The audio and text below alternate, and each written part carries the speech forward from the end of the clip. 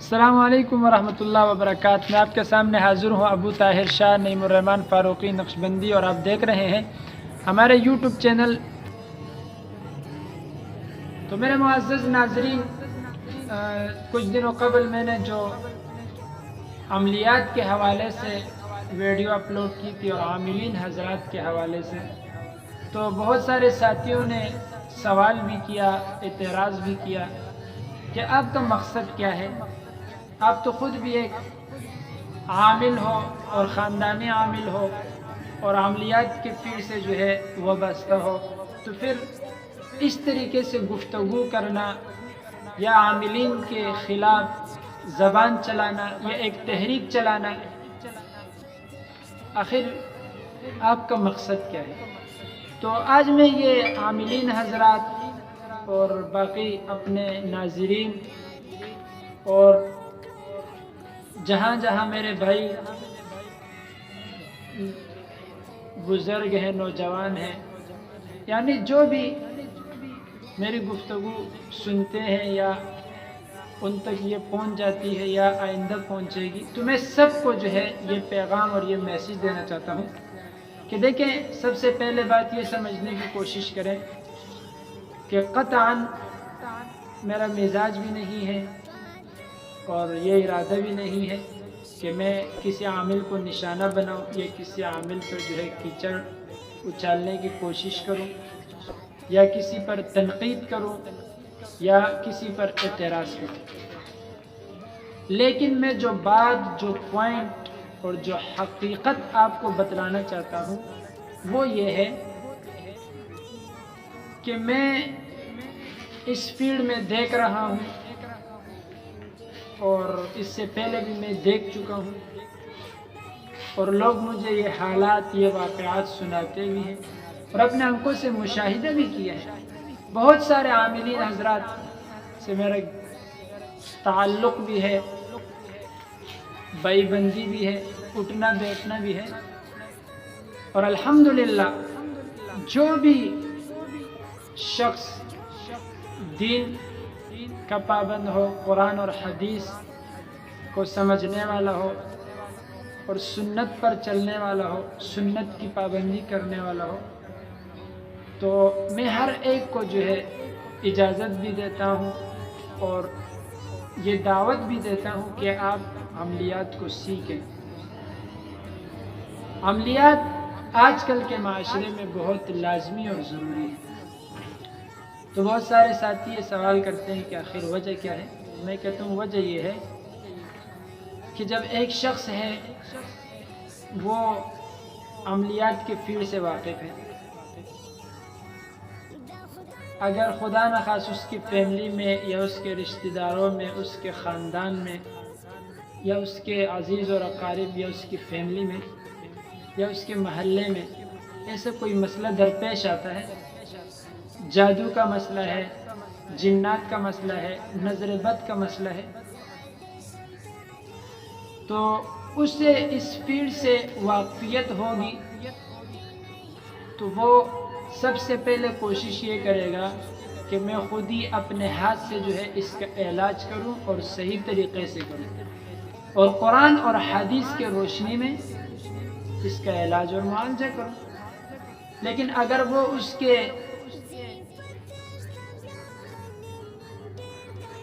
دماغ میں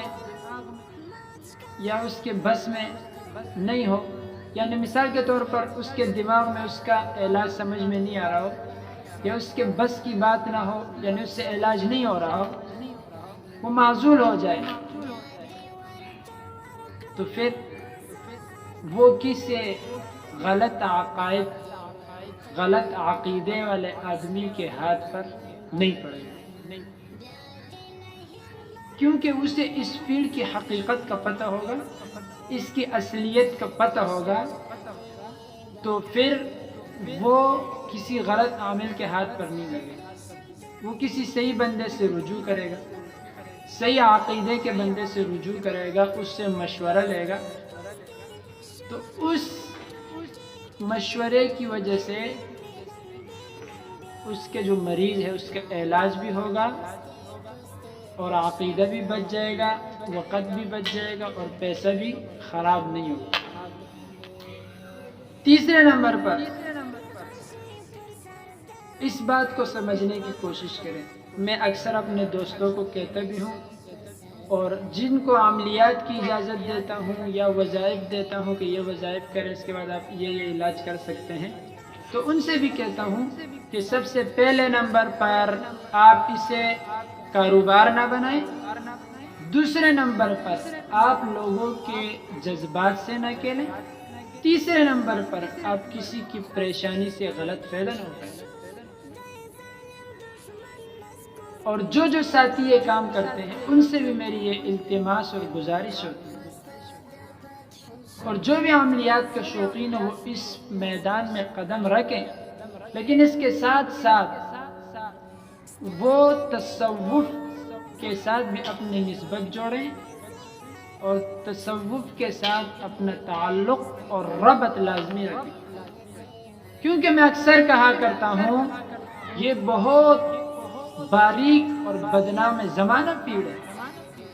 اس کے اندر جب انسان قدم رکھتا ہے تو طرح طرح کی مشکلات، آزمائش اور امتحانات اور شیطانی وسوسے یہ اس کے سامنے آتے ہیں۔ اب ضروری اور لازمی ہے کہ آپ سیکھیں، اس میدان میں آئیں، لیکن صحیح طریقے سے قرآن اور حدیث کی روشنی میں آپ پراپر طریقے سے علاج کریں، کسی کے جذبات سے نہ کھیلیں، کسی کے مجبوری سے غلط فائدہ نہ اٹھائیں، اسے کاروبار نہ بنائیں، اور غلط ڈیمانڈ نہ رکھیں۔ جیسے میں نے ایک ویڈیو میں کہا تھا کہ عاملین حضرات جب آپ کا علاج کرتے ہیں تو وہ کہتے ہیں کہ ہرن کا چمڑا لے کے آؤ، وہ کہتے ہیں قبر کی مٹی لے کے آؤ، وہ کہتے ہیں کسی شیر یا کسی چیتے کے جو ہے آپ گردن سے بال اتار کے لاؤ، الو کا خون لے کے آؤ، کسی مردے کے کفن سے جو ہے آپ ٹکڑا کاٹ کے لاؤ۔ او بھائی، یہ کون سی کتابوں میں آیا ہے؟ یہ کہاں پر ہے؟ کون سے عامل نے آپ کو سکھا دی؟ ہمارے مذہب میں تو یہ چیزیں میں نے کہیں نہیں پڑھی۔ میرے والد محترم مرحوم رحمۃ اللہ علیہ، انہوں نے جب مجھے اپنے وظائف دیے ہیں یا جب میں ان کے گدی نشین بنا ہوں، اور میرے دادا ابو، ان کا وقت تو مجھے یاد نہیں، لیکن اس وقت سے لے کر آج 2021 تک میں نے تو کہیں پر پڑھا بھی نہیں ہے۔ اگر میں نے مدرسے میں 8-10 سال گزارے ہیں تو یہ چیزیں تو میں نے کہیں بھی نوٹ نہیں کیے، لیکن آج کل جو ہم نے یہ طرح طرح کے شرائط لگائے ہیں، یہ پابندیاں لگائی ہے، یہ ڈیمانڈیں ہم رکھتے ہیں، اس چیز کے میں خلاف ہوں۔ میں آپ تمام حضرات سے، عاملین حضرات ہیں، کہ جو بندہ اس فیلڈ میں آنا چاہتا ہے، میں ان سے مودبانہ گزارش اور ریکویسٹ کرتا ہوں کہ ہم اپنے عقائد کو بھی سنبھالیں اور لوگوں کے عقائد کو بھی خراب نہ کریں، اور جو لوگ غلط عقیدے والے لوگوں کے پاس جاتے ہیں وہ شرک میں مبتلا کر دیتے ہیں، ہم ان کو بھی بچائیں، ہم ان کو بھی قریب کریں، ہم ان سے ڈیمانڈیں نہیں رکھیں۔ اللہ معاف کرے، ایسے ایسے لوگ مجھے حالات بیان کرتے ہیں، مجھے واٹس ایپ اور فون پر، اور کوئی سامنے سے مجھے آ کے جو ہے اپنی مجبوری بیان کرتا ہے کہ میں فلاں عامل کے پاس گیا، اس نے مجھ سے یہ ڈیمانڈ رکھی، اتنی ڈیمانڈ رکھی، میں اس قابل نہیں تھا، اس نے مجھے کہا کہ جاؤ، پھر میں آپ کا علاج نہیں کرتا ہوں، کسی اور کے پاس جاؤ۔ تو بھائی دیکھیں، یہ انسانیت کے خلاف ہیں، اور اس بات کو بھی نوٹ کریں،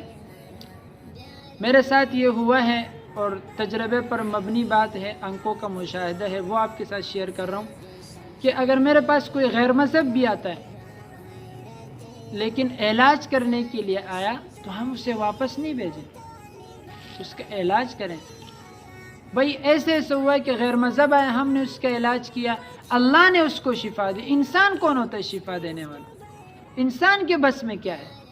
میں کیا ہوں؟ میں تو اپنی ناک بھی صاف نہیں کر سکتا ہوں، میں کسی کو شفا کیا دوں گا اور میں کسی کو ٹھیک کیا کروں گا؟ انسان کی کیا اوقات ہے؟ اللہ تبارک و تعالی شفا دیتا ہے اور آپ کے ہاتھ میں شفا ڈالتے، اس کے لیے ذریعہ آپ کو بناتے ہیں۔ تو پھر ہم ان لوگوں کے علاج سے انکار نہ کریں، ہم ان کا علاج کریں، ان کو دعوت دیں، ان کے ساتھ اچھے اخلاق کے ساتھ پیش آئیں۔ لیکن ہم لوگ کہتے ہیں یہ غیر مذہب ہے، اس کا علاج نہیں کرنا۔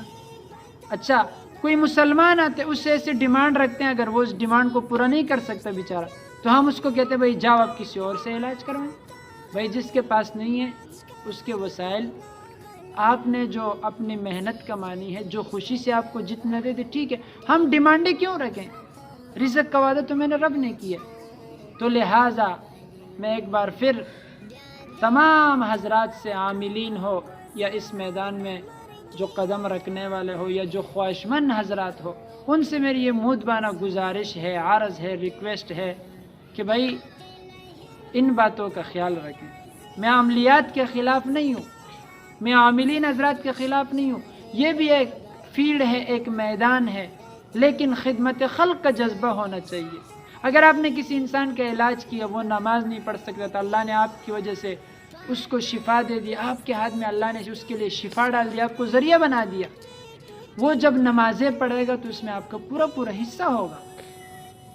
اسی طریقے سے وہ قرآن پاک کی تلاوت کرے گا، اس میں آپ کا حصہ ہوگا۔ ہمارے ایسے علماء حضرات ہیں، ایسے قراء حضرات ہیں، ایسے حفاظ کرام ہیں کہ وہ تہجد کی پابندی بھی کرتے ہیں، قرآن پاک بھی یاد ہے، درس و تدریس میں بھی وہ مشغول رہتے ہیں، ان پر جادو ہو جاتا ہے۔ تو بھائی ان کا علاج عاملین کرتے ہیں، جب وہ دین کی اشاعت کو پھیلا رہے ہیں، درس و تدریس میں مصروف ہیں، تو آپ نے ان کا جادو کا علاج کیا ہے، آپ کے ذریعے سے اللہ نے ان کو شفا دے دی، تو کیا اس میں ان کی عبادت میں آپ کے لیے حصہ نہیں ہوگا؟ ضرور بھی ضرور ہوگا۔ تو ہم اس مشن کو آگے بڑھائیں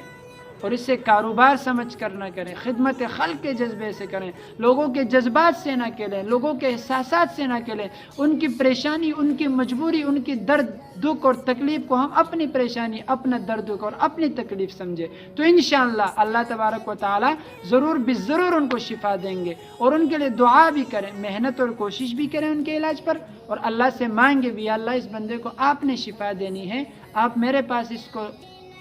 لانے والے ہو، آپ نے اس کے دل میں ارادہ ڈالا، یا اللہ بھی شفا بھی آپ میرے ہاتھ میں اس کے لیے ڈال دیں، اس کو شفا یاب کر دیں۔ تو قرآن اور حدیث کی روشنی میں میرے بھائیو، اللہ ہمیں اس پر عمل کرنے کی توفیق عطا فرمائے۔ وآخر دعوانا الحمدللہ۔